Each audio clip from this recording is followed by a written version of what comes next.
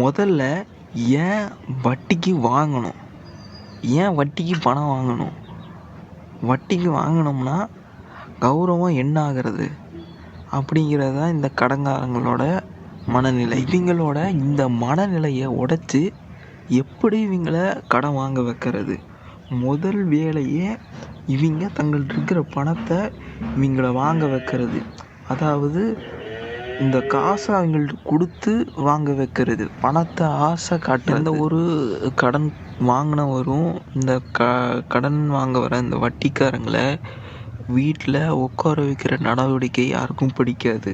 அதை தப்பாகவே பார்க்குறாங்க.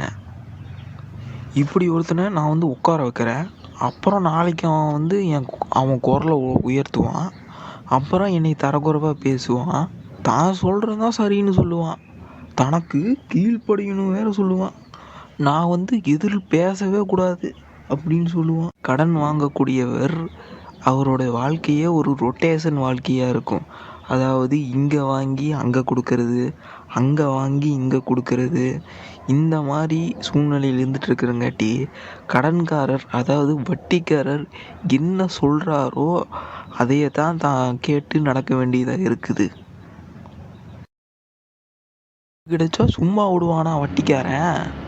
இந்த வாய்ப்பையெல்லாம் மீண்டும் மீண்டும் பயன்படுத்தி பெரிய பணக்காரன் ஆயிடுறான் இந்த வட்டிக்காரன். கடன் வாங்கினவர் தன்னால் திருப்பி தர முடியாதுன்னு தெரிஞ்சிட்டா அவன் என்னென்ன பண்ணுவான் தெரியுமா? அவன் அவங்களோட சுயத்தையே கெடுத்துருவான். கடன் வாங்கினவர் தன்னோட சொந்த சுயத்தையே இழந்துட்டார்.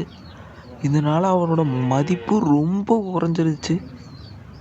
வட்டிக்காரன் ராப்பகலாக ஃபோன் பண்ணி நச்சரித்து கண்டபடி திட்டுன்னு திட்டி தரக்குறைவாக எந்த அளவுக்கு பேச முடியுமோ பேசிடுவான். அப்புறம் இந்த மேலே கை வைக்கிறது, அடிக்கிறது, பிடிக்கிறது, இந்த வீட்டை ஜப்தி பண்ணுறது, அண்டா குண்டாவெல்லாம் எடுத்துகிட்டு போகிற இந்த மானங்கெட்ட தரங்கெட்ட இந்த வட்டிக்காரனை நம்ம மதிக்கலாமா?